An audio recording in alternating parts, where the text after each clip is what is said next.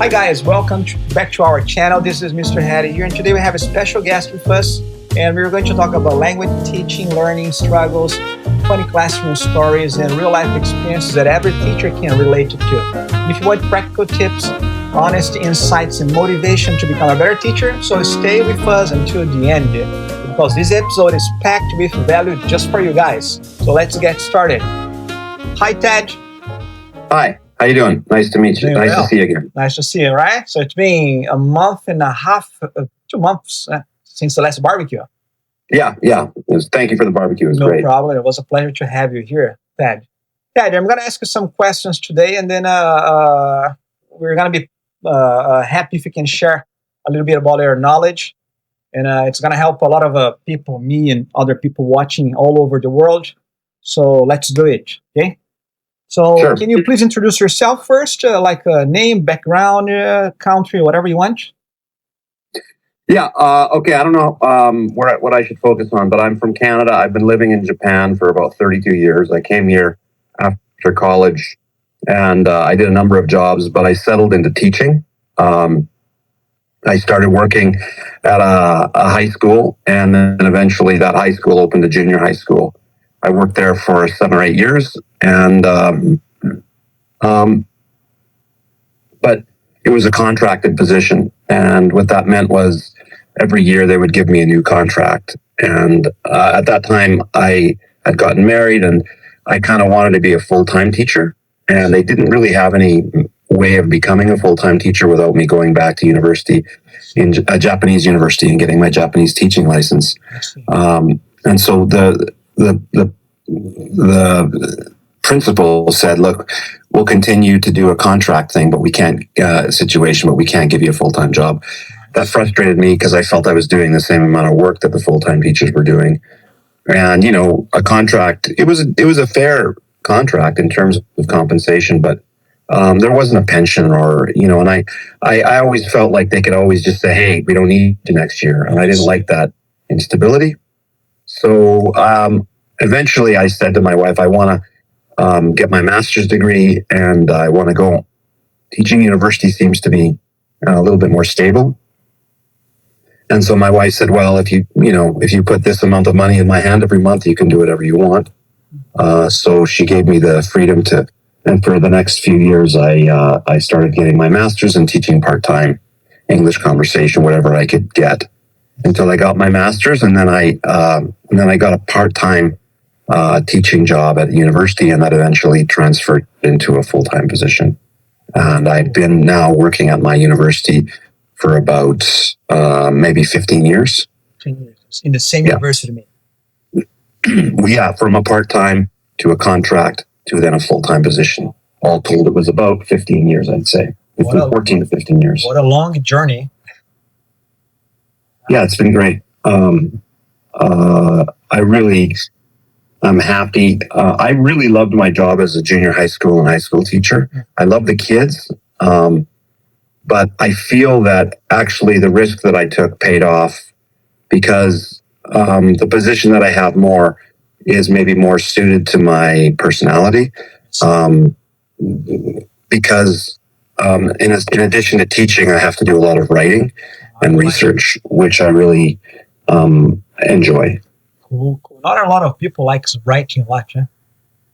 Well, I think writing is a skill like anything else, and I didn't like it in the beginning, but as you improve at it and you see, I've always kind of liked writing, but it took years of practice in order for me to start enjoying it.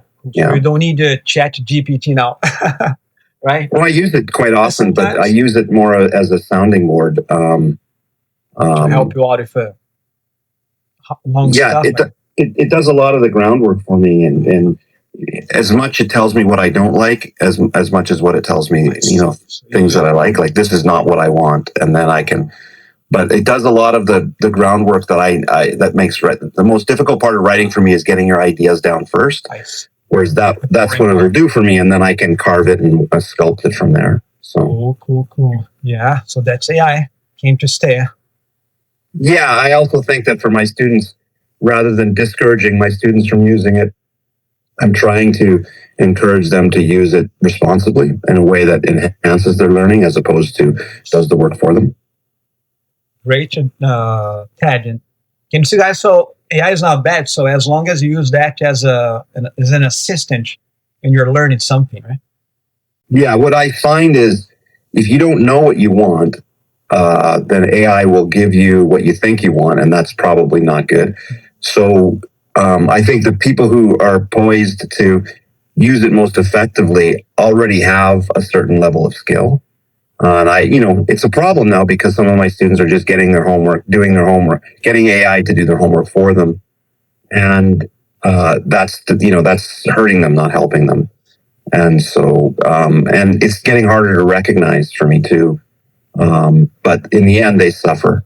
The students suffer because they don't develop the skills that they're paying to develop when they go to university. Honestly, yeah. There's maybe no other way unless you just tell them, look, you can use, but it's gonna affect you in the future for your job or whatever you're gonna do. So maybe if you tell them clearly, maybe they will think, okay, maybe I should use just partially, not for everything.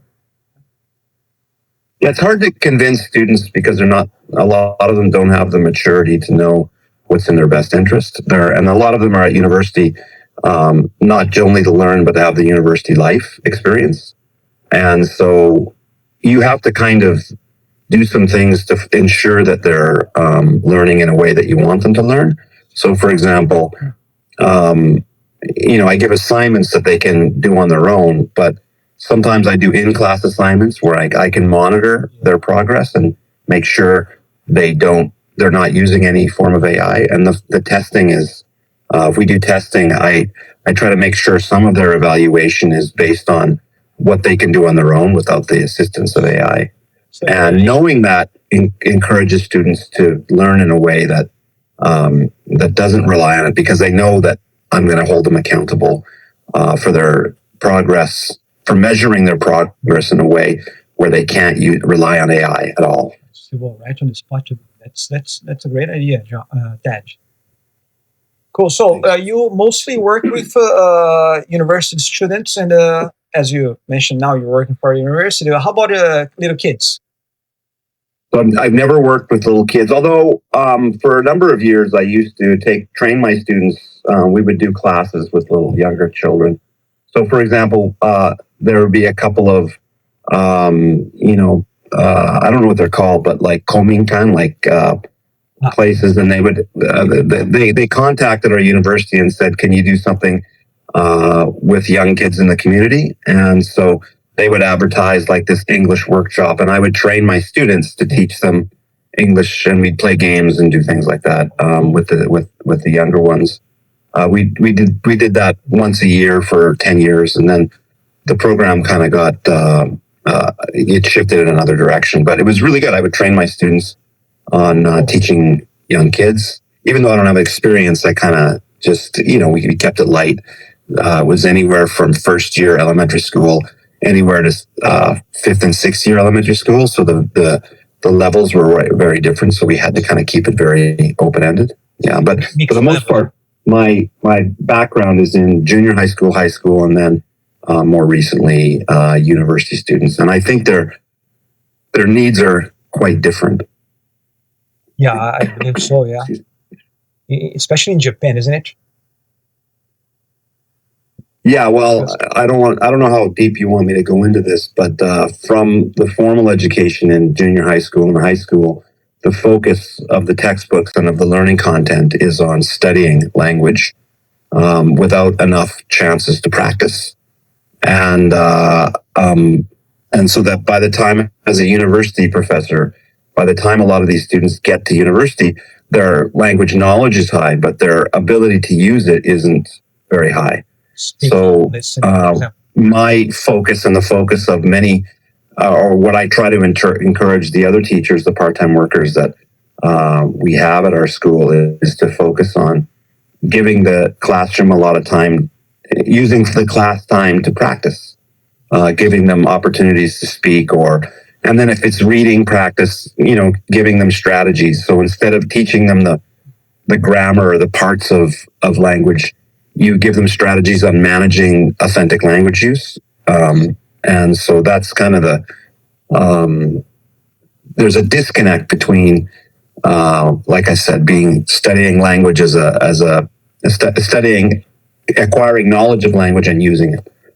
Now, how do you do that at university? Like at elementary school, when I was working as a ALT, we do this speaking time, like an interview. We have a worksheet where we have a question or vocabulary and stuff, and then you go to the classmate and ask, "Do you like lions?" And yes, I do. Or what is your favorite? Blah blah blah. And then the answer, I have to circle or write the answer, and then you talk to a lot of people. That's the way we're doing speaking at elementary school. How about the university? How you do this speaking time there? Well, I remember.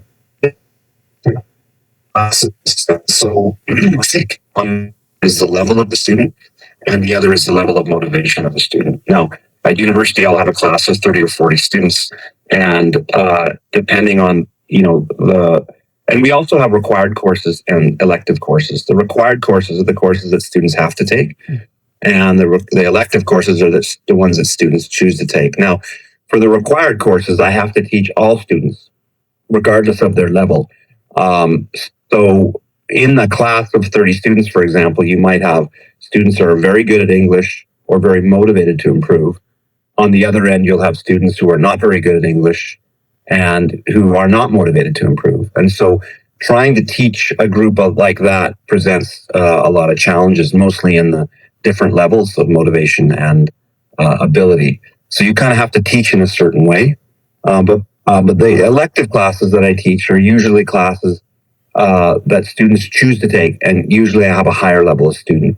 Now, my personal philosophy, and I think this is pretty normal, is that lower level students, in terms of their ability, require scaffolded activities, meaning I have to kind of make the content easier to understand and absorb.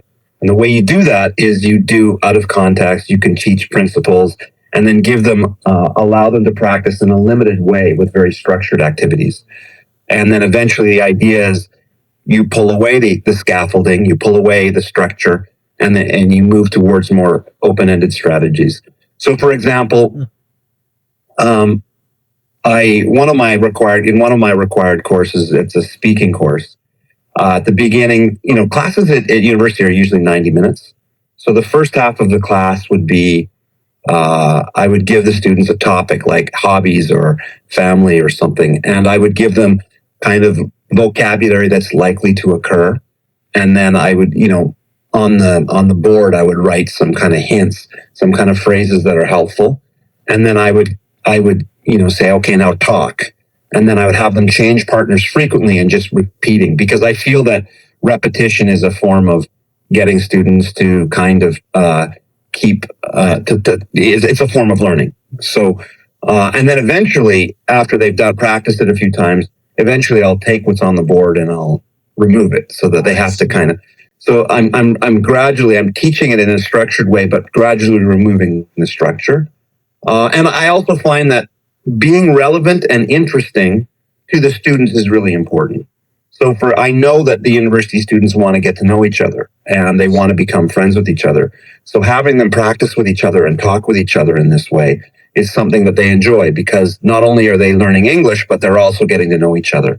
So I think relevance and interest is a really important way to engage students as well. Talking like about food, anime, place they like to go. Yeah, so like I have, each lesson has a different theme: families, hobby, things you like, things you don't like, a great vacation that you took. And they're loosely connected to grammar forms. So I say when you're talking about a memory, that's in past tense. When you're talking about plans, that's future tense. When you're talking about likes and dislikes, that's present tense. So when I can loosely connect it to a grammar form, then I'm also kind of getting them to review some of the grammar forms that they learned in school and embedding it in context. So I feel that too much of high school study is out of context study. They're analyzing structure and form without applying it, or without enough time spent on applying it in a real or authentic circumstance. And through my research, I felt that you can, the best analogy I can give is, if you're a soccer player and you practice kicking the ball and you practice passing and you practice movement, but never actually playing a game, you don't really know what those drills are for. And so practice has to be connected to a meaningful use. And so again, the theory is, or the idea is, to give structured practice, but gradually remove that the outlying structure of it, so that they become adaptable in many different circumstances. Okay. But it's always got to be connected to a meaningful goal. That's why I tie it to a theme, like ordering in a restaurant or something like that. You can use that authentically, like naturally. Yeah, and then I try to, I think that Japanese students in general, in particular, are afraid to make mistakes. And so what I say is, like, I'm trying to teach you the proper way to speak, but don't worry if you make small mistakes. That really, if you can achieve your goal, like that, when you make small mistakes, as long as the meaning isn't affected, the point is to get your point and your message across. And then I kind of say things like, everyone who's ever learned a language has had to make 100,000 mistakes. So every mistake you make is a chance to learn. So I try to frame it in a way and create an environment where students aren't afraid to make mistakes, that it's okay to, if the ultimate goal is, the meaning is related, small mistakes won't really matter. I think it's cultural. Isn't it cultural? Don't yeah, I would say so. Yeah, in Japan, because I teach little kids. Kindergarten is okay, but from the second or third graders, they start fearing making mistakes every time. And then I tell them in Japanese, because my Japanese is not great, so I tell them in Japanese, can you see I'm making mistakes in Japanese now? My intonation is not good, or my accent is not good, but I'm trying to speak to you, so because I'm not afraid of mistakes. And I tell them, some of them, they understand that, and they try a little harder to speak. And that's apparently the same at university, huh? Right? Yeah, well, the truth is, the fear of making mistakes is one of the biggest things that's holding them back from learning. And once they understand that perfectionist kind of cultural thing, it works in other ways. It works really well, but in language, you learn by making mistakes. And so, again, I think part of being a teacher is not only providing activities and not only creating meaningful, interesting activities, but this metacognitive understanding of what language is and how it's learned, which is what I study. That's part of the role of the teacher, to say, look, you have to not be afraid of making mistakes. And that's stepping outside of what you're learning and kind of thinking about learning what you're learning instead of just learning it. I usually tell students, little kids, the first graders, from the first to the sixth graders, even teenagers, I teach junior high school students.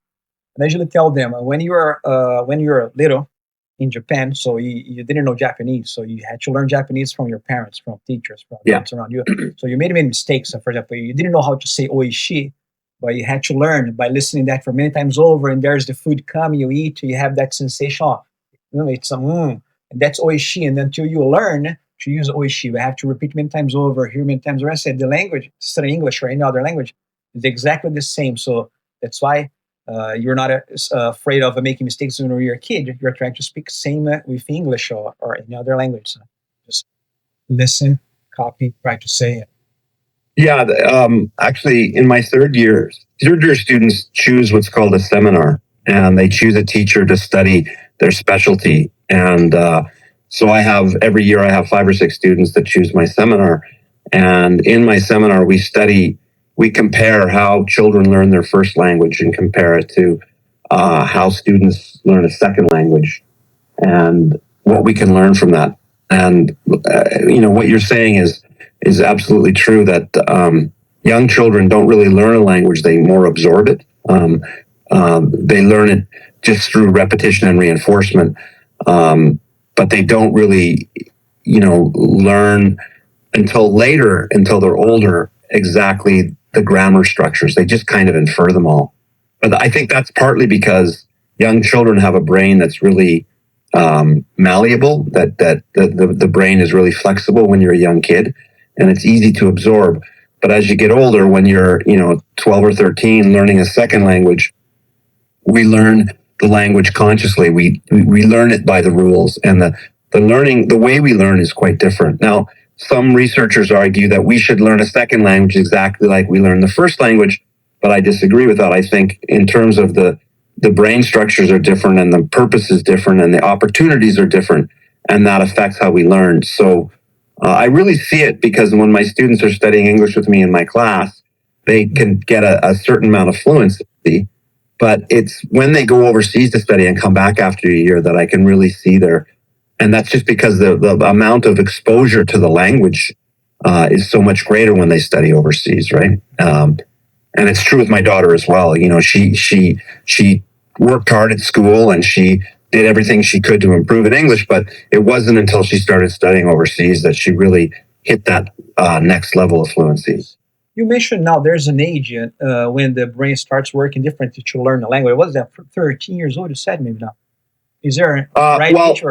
That's an interesting point. So I think it's called, I can't remember the English actually. It's rinkaiki in Japanese. And so it's, I think, the age of acquisition. Now, it originally, historically, was considered to be like after this age, the brain changes. But it's now considered to be like more of a continuum, that the older you get, the more difficult it becomes to become fluent in a second language. So, like you said, people said there's exceptions, but usually 11 or 12.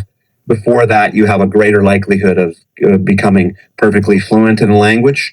And the older you get, the harder it is. You can still learn a language, but it's just harder to become to have perfect pronunciation and perfect understanding. Like, I started studying Japanese when I was 26. And I still study 30 years later. I go every week, and I have a teacher, but there are certain aspects of my pronunciation or my knowledge that will never, I'd like to say that someday I'm going to get better, but at this point, I think I'm just maintaining what I already have. And yet then that also, there's another argument to that, or a perspective on it, is, do I really need to be fluent? I think in Japan, there's this kind of perception that if you can't become perfect at something, it's not worth doing. Well, is it functionally good enough? When I speak to, for example, when I speak to you, your English is native level, but you still have a different accent than what I'm using. And that's influenced by your first language.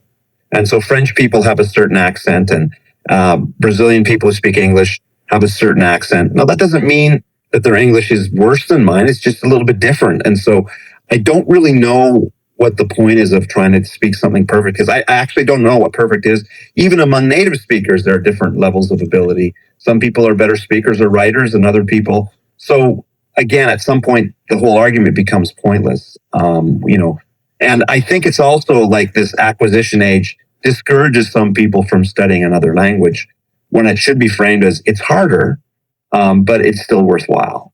You just have to work harder. Yeah, I usually say fluency is not when you know all the words and you have a perfect accent and intonation. Fluency is when you use it very well, what you got already, regardless. Yeah, like if you can achieve your goals, then whether you make like slight, differences, like the Japanese people have problems with use of indefinite articles like and the. And in French, like everything, I don't know about it in Portuguese, but in French, particles have like a masculine or feminine marking. And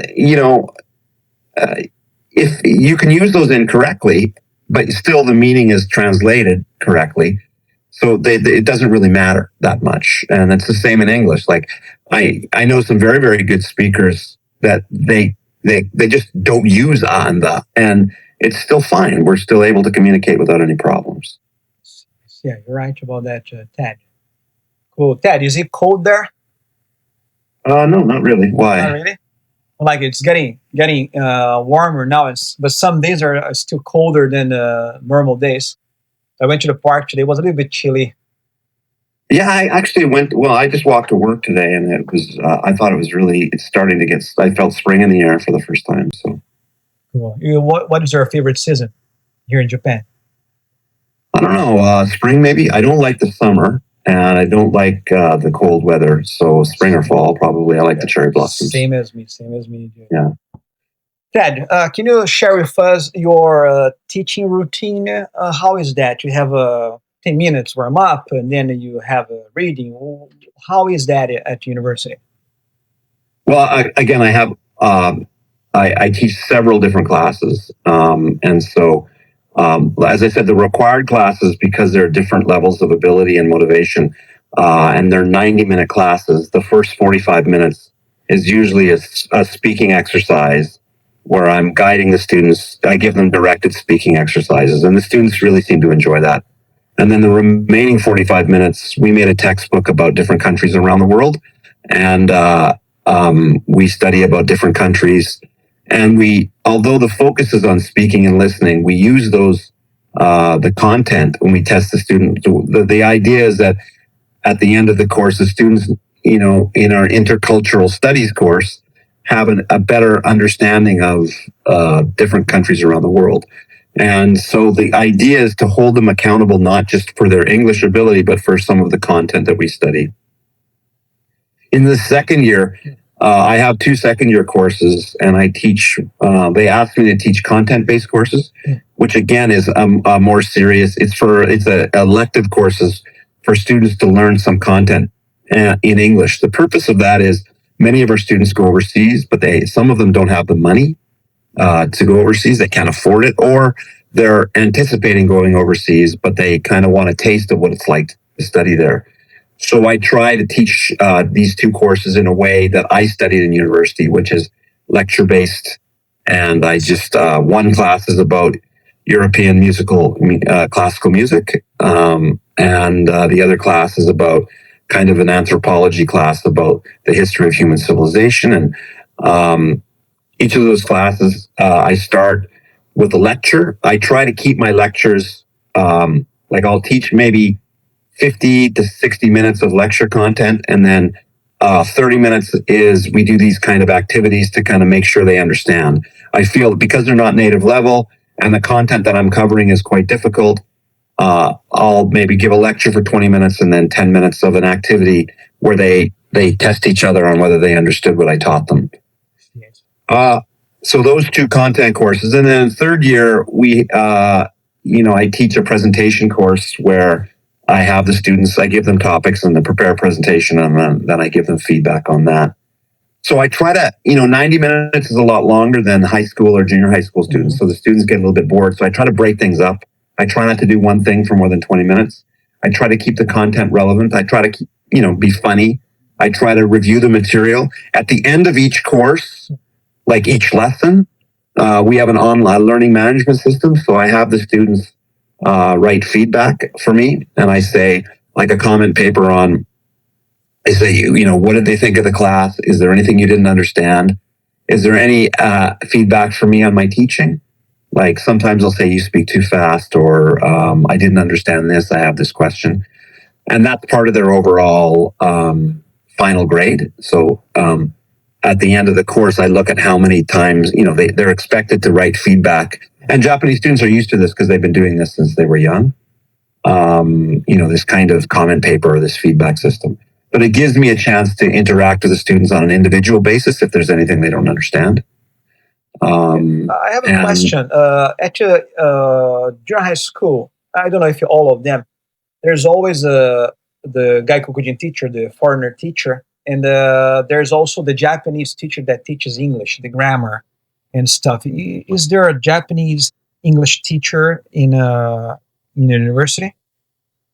Just you and kids. Okay.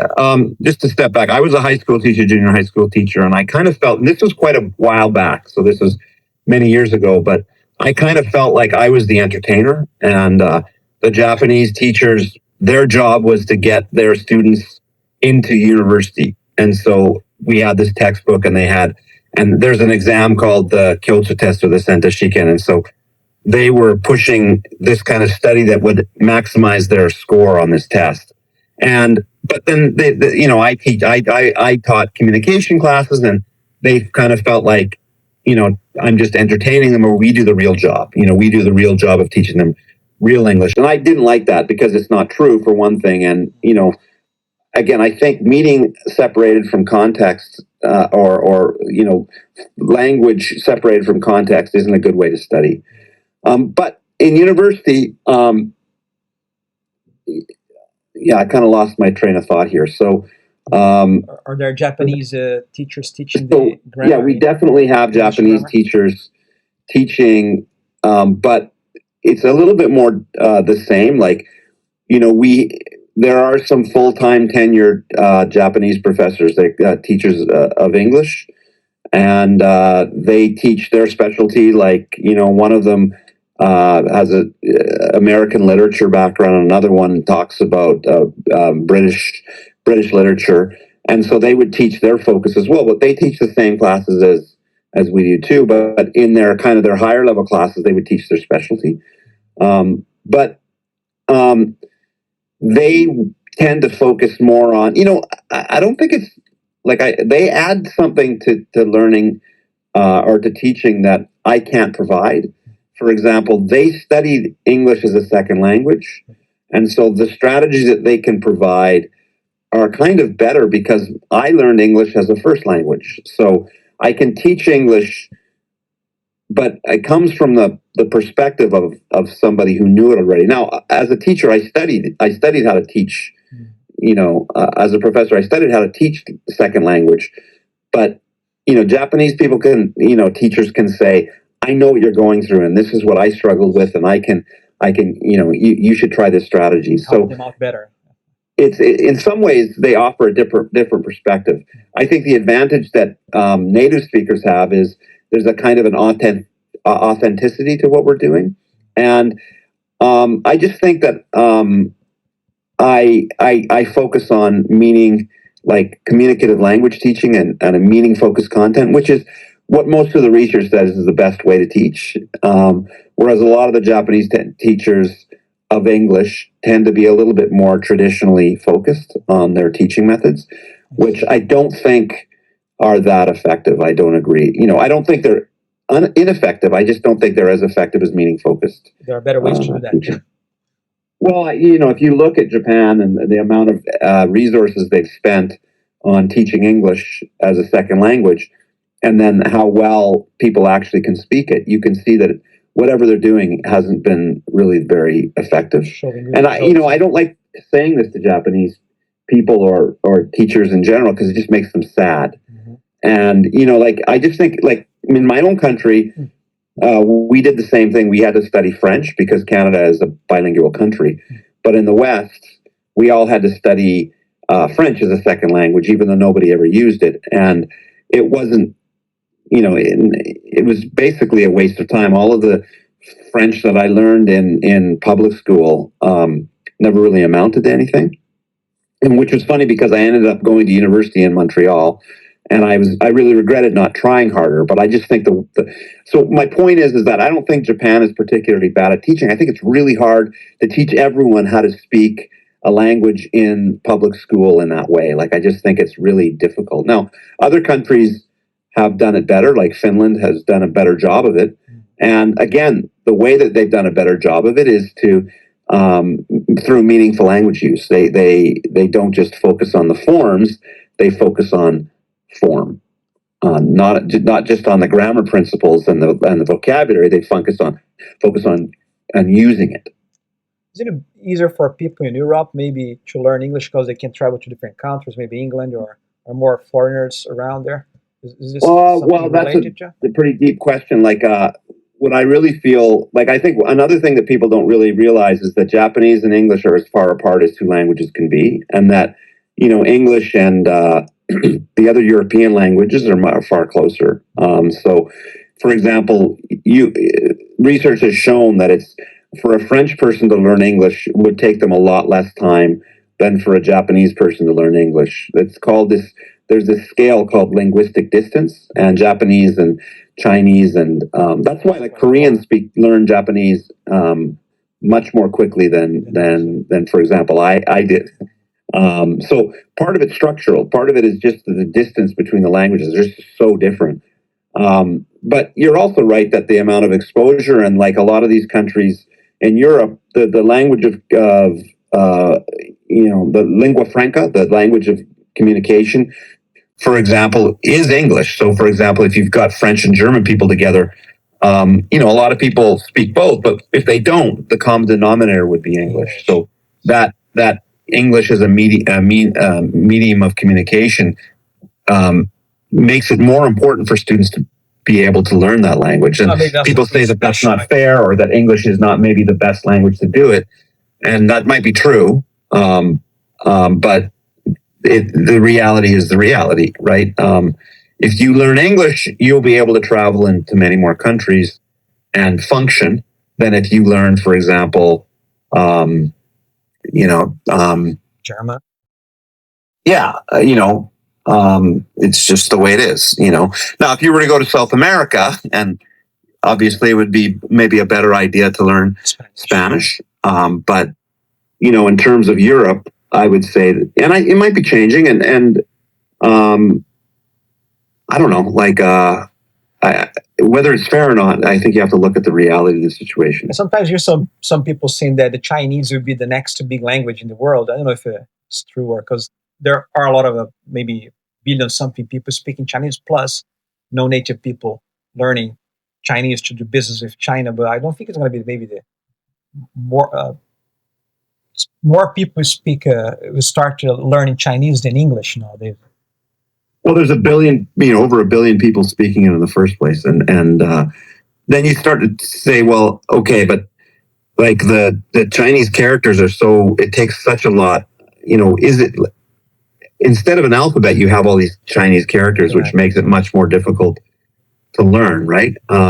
So you also got to look at the accessibility of the language and how easy it is to learn. I don't think English is that hard, personally, to learn in comparison, but that might be from my own perspective as a native speaker of English.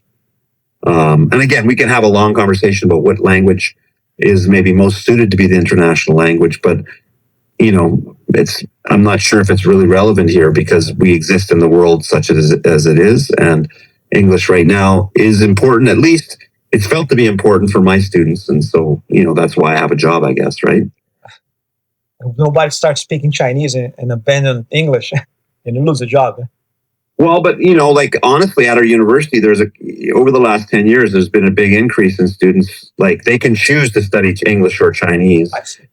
And more and more students are becoming interested, and Korean, to be honest, because Korean, the soft culture, some of our students just want to be able to watch Korean dramas and understand it. So there has been a greater diversity of choice or selection in the languages that they want to learn. I think some students choose against English because they just had such a terrible experience in junior high school and high school. They kind of want to start over when they get to university. And so that's one of the things, is when I have students I kind of feel that some students don't like English because they didn't have a good experience. And so even though students might have a low expectation, or a low, they've been burned by their English study and they have to take my English required course, I kind of, I'm sympathetic to them, and I'm trying to say, hey, look, you can start over now. Let's start from the beginning and let's see how far you can go. And I'm hoping to kind of scoop up some of those students and get them engaged because when you start connecting language study to its use, when students start communicating with each other and they see that the enjoyment of it, that can really increase their motivation. Some students are just lost. They just not lost, but they just don't like it. And in that sense, my feeling is don't make it any worse than it already is. I just say, look, this is what you need to do. And if you fulfill these requirements, you can move to the next level, So, teacher has many roles, and I certainly don't want one of my roles being punishing students that don't like English, even further. Interesting. Maybe in the past people were doing, but not nowadays. Yeah. And, like, for example, I hated French study in school. I hated it. In fact, I hated it so much, my teacher asked me to leave and not come back. And I remember I had to sit by myself in a room during French class. And, then later when I went to Montreal and I had to study French, I kind of wished I'd had that background knowledge, and I kind of regretted it. So you never know where you're going to end up or what you're going to be doing. And, I wish I had studied more. But I also wish the system had been better set up to accommodate the needs of somebody like maybe more interesting and, because it can be pretty boring. I had a similar experience in my mother language, Portuguese. We had this teacher that was teaching us for a few years, and she was just terrible teacher. And I mean, like she was mean. She was hard and too strict all the time, and then nobody liked her. And then there was a time this teacher, I don't remember why, but I think she got hurt or she got a disease or something. She had to be away for a year or something. And then another teacher came, and this teacher was younger, and she was from the big city. And then everyone started loving Portuguese lessons just because the teacher was different. Subject was same, rules and literature and stuff people didn't like, but just because the teacher was different or sympathetic and fun and open-minded, everyone started loving Portuguese lessons. Yeah, you make some interesting points about like the quality of teaching can really affect how people learn. But I've also felt as a teacher my own evolution as a teacher. When I first came to teaching, I didn't really have a lot of background in teaching, so I just thought if the students enjoy what I'm teaching them, I'll entertain them, and it worked. I was a clown and I was jumping around and making everybody laugh. And then as I studied language acquisition in more detail, and I think just age, I stopped trying to give people what they want.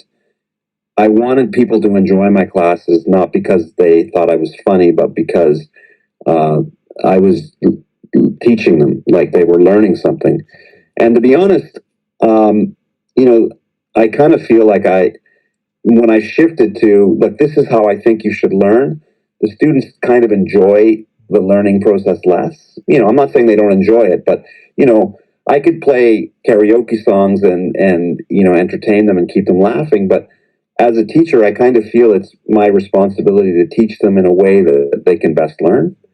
And so that comes at the cost of entertainment, the entertainment value. But I feel the quality of my teaching is better, but that the students enjoy it a little bit less Adding more now. value to them.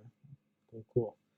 Ted, I have another question. So, if you could go back in time, what would be the change or something you could improve about your teaching?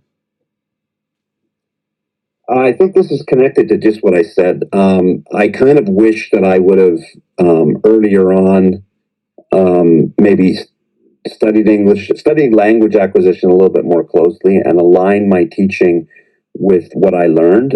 Again, I don't think, when I first was teaching in high school, the school I was at was really low level, and the students really didn't like English, and so I was kind of just basically babysitting them more than anything else. But um, I wish I'd have learned, like, going back, I wish I knew now what I knew then what I know now. It would have made me maybe a more effective teacher. And in fact, when I went back to school and learned more about it, I learned as much about what I was doing right and why I was doing it right.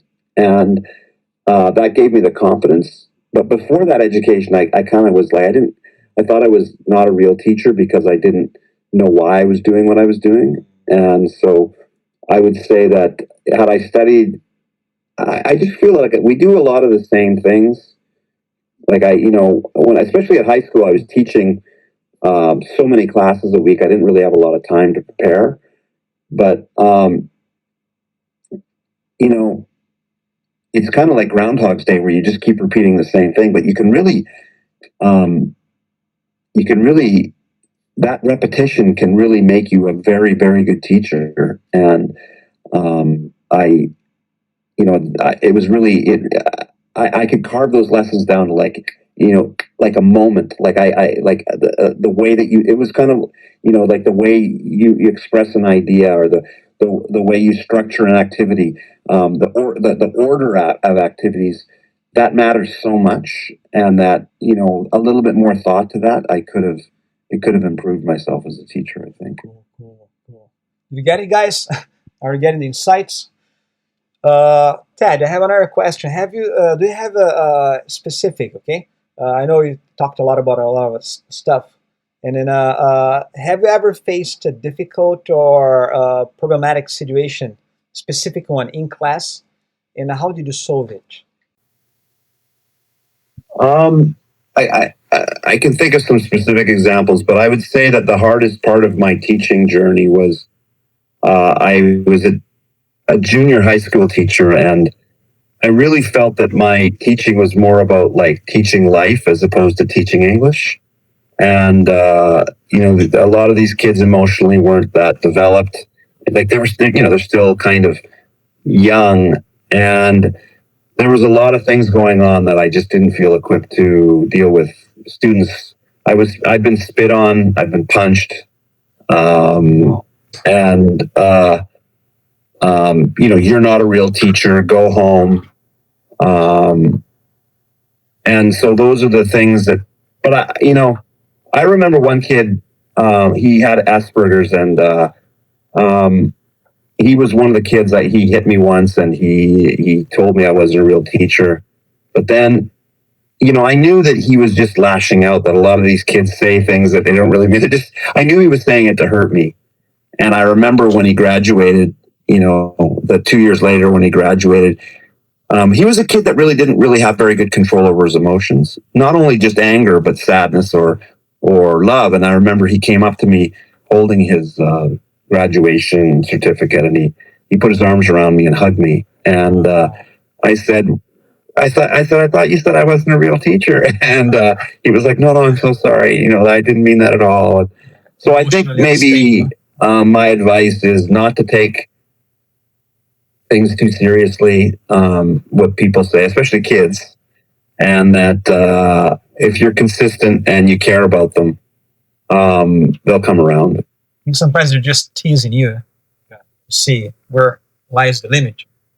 Testing you, yeah. I absolutely think. And there are also going to be students that don't like you for whatever reason. Yeah. And it used to bother me. Like I'd have a class of 30 students, and 29 of them would be laughing, and one of them would be, looking at their phone or not paying attention. I wonder why that student, like you, and that. But I'd focus so much on that one student that the other 29 would sacrifice. And I kind of feel now, there's always going to be someone that doesn't like either me or the way I teach, regardless. And yet, I just want to leave those, leave them, give them good education, but not really focus too much on them, and spend most of my resources on the students who are there to learn, and forcing students or trying to reach.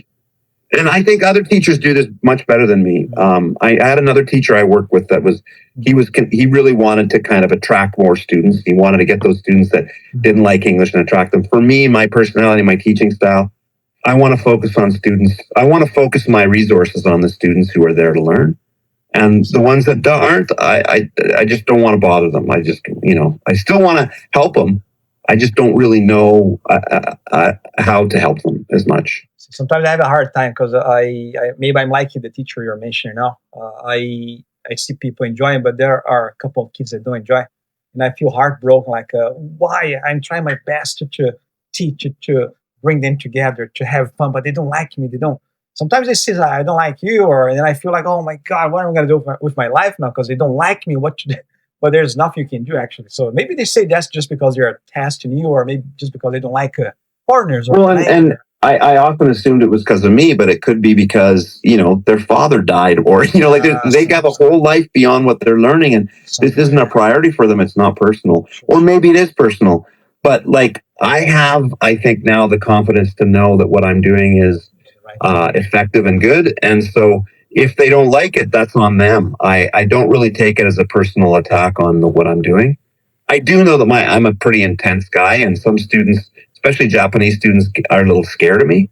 And people have told me I should smile more, but I kind of think, what am I like?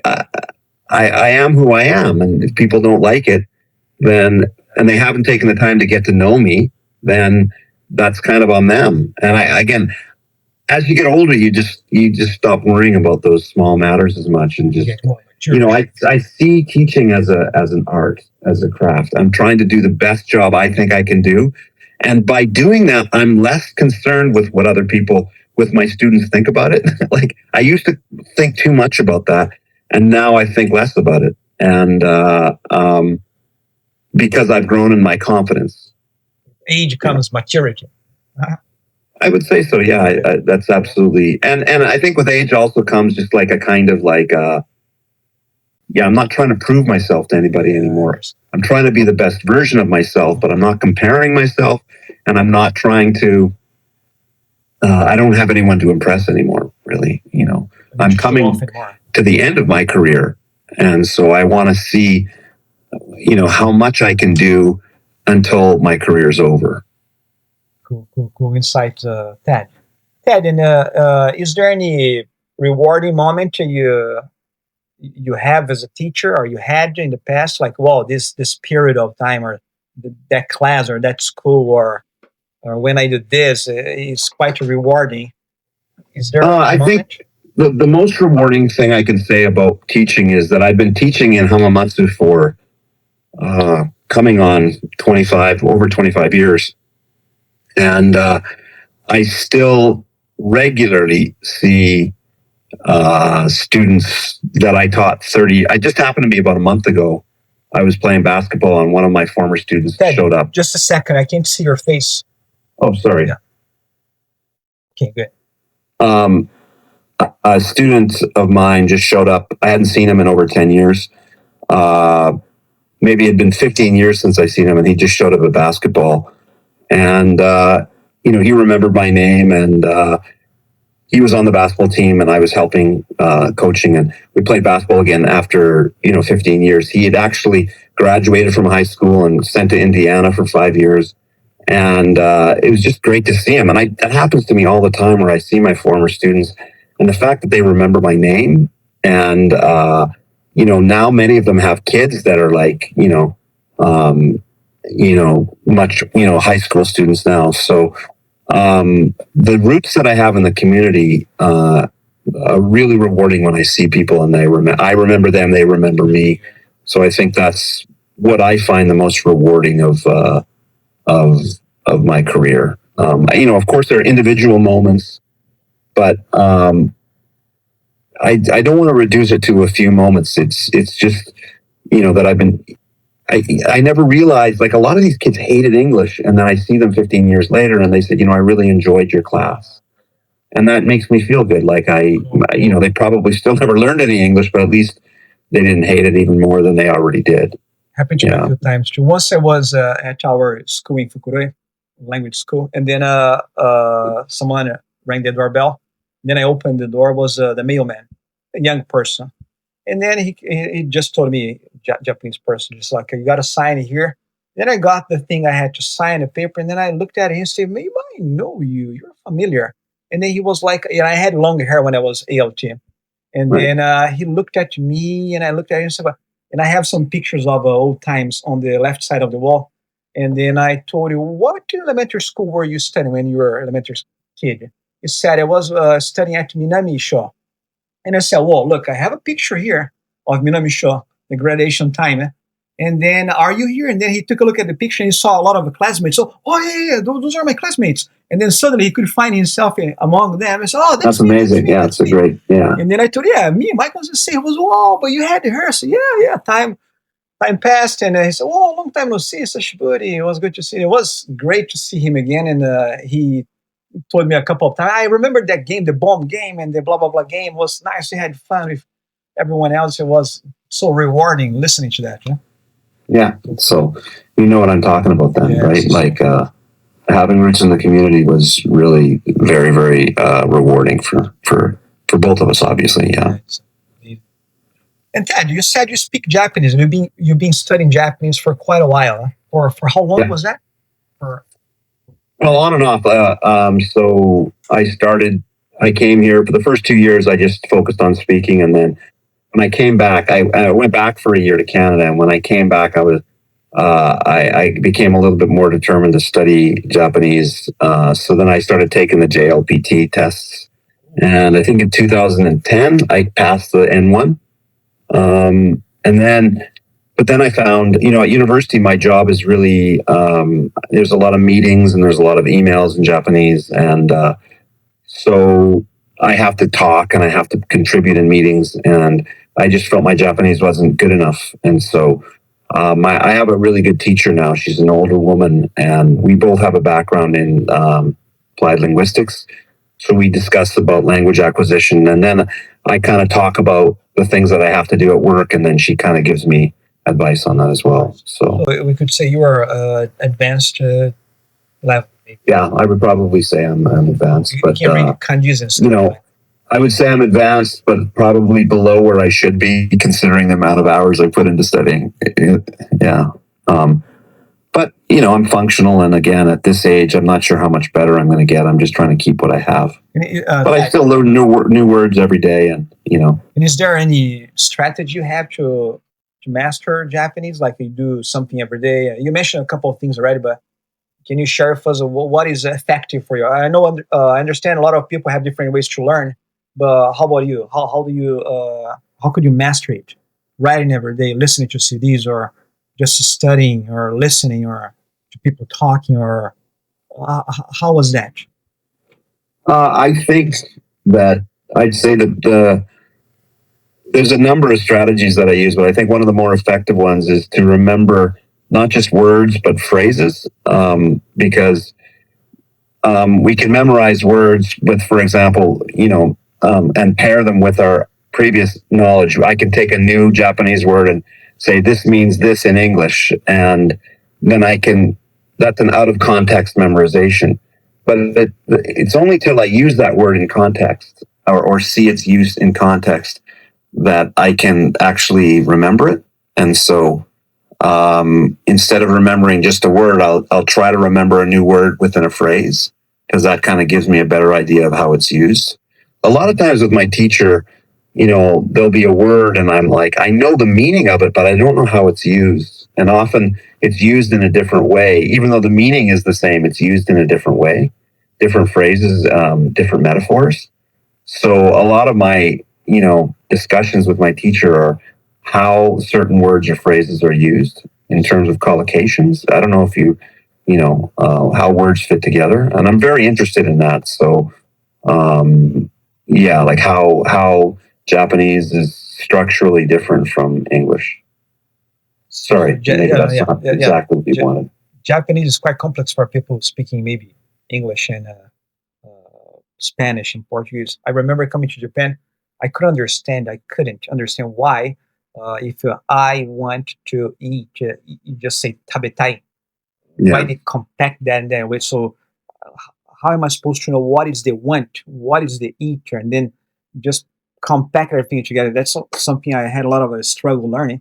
Also the counting thing, like ichimai, ippon, ichidai, hitotsu. So the counting is very different. Like one person, one piece of paper, one gorilla, and things like that. It was one of my struggles with Japanese language. Yeah, it's really hard. Like removing the subject creates this kind of like you don't really. But there's a certain abstractness to it that, like, I think English is very direct. It's always like I want this, whereas Japanese just is like want, and then you don't really know exactly who it is or what you want. Yeah, but that kind of takes away some of the harshness of it. So there's a beauty to it, I think. I think it sounds like simple, like very simple. Yeah, there's a simplicity, but also it's just like, you don't say no in Japanese, you say it's difficult, they don't commit to anything really. And then they prioritize reading between the lines, kuki o yomu. So that means, in the language, they just give you the basic idea, and then you're left to infer the meaning based on what's happening in the situation. So I've come to appreciate my own language more, but I also appreciate there are many expressions in Japanese that are far superior to anything that exists in English. So and again, I find that interesting. So that's what keeps me going. And Ted, for other teachers that are teaching Japanese kids or people that are maybe coming to Japan, do you have any advice to how to handle Japanese students? Is there something that general advice like things you maybe should do or you shouldn't do? Or Yeah, I thought about this.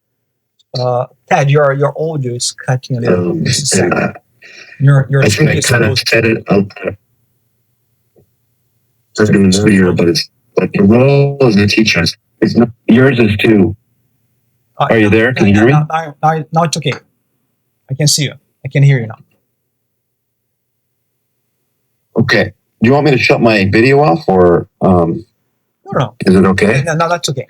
Okay, so the advice that I would give teachers is that you're not just teaching, you're motivating and inspiring, and you should be encouraging students to use language outside of the context within which you're teaching. So again, part of your lesson should be instructional, but part of it should be motivational. Part of it should be encouraging students to use it outside, because that's the best way that they're going to learn. And I just think focus on enjoying it. I think there's a lot of repetition in teaching, and it's easy to get bored with what you're doing because you're doing the same thing over and over. But there is beauty in everything you do, and there's art in everything you do. And like I said earlier, like the organization of these ideas, the repetition is an opportunity for you to refine your teaching down to like very, very minute detail. And that is what I get the most out of teaching now is the nuances of what I'm doing. Like I've got the content basically down, but how I deliver that content in a way that students can best understand it and remember it is the challenge. And doing that means that challenge, it never ceases to be challenging, and it's always continues to be stimulating.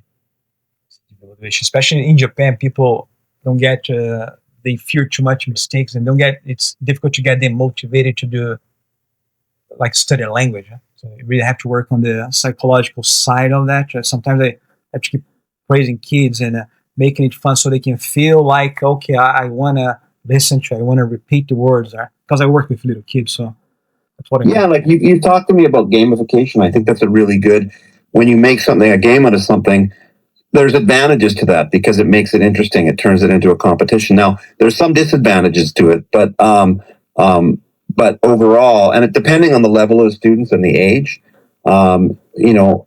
putting some kind of games in it, or some kind of game like aspects to learning is a really good way to enhance it, I think, especially for younger students. Okay, well, I think we are done, Ted. So, yeah. Anything else to add? No, I just thank you for taking the time to listen to me, and I hope what I've said can help people, future teachers or current younger teachers to think about and improve their teaching methodologies. I'm sure, Ted. A lot of people get a lot of insights from our talk here. So, guys, thank you very much for watching us. So hit the like button there, subscribe to the channel. I think it's useful, share with more people, and that's it. Thank you, guys. Bye-bye.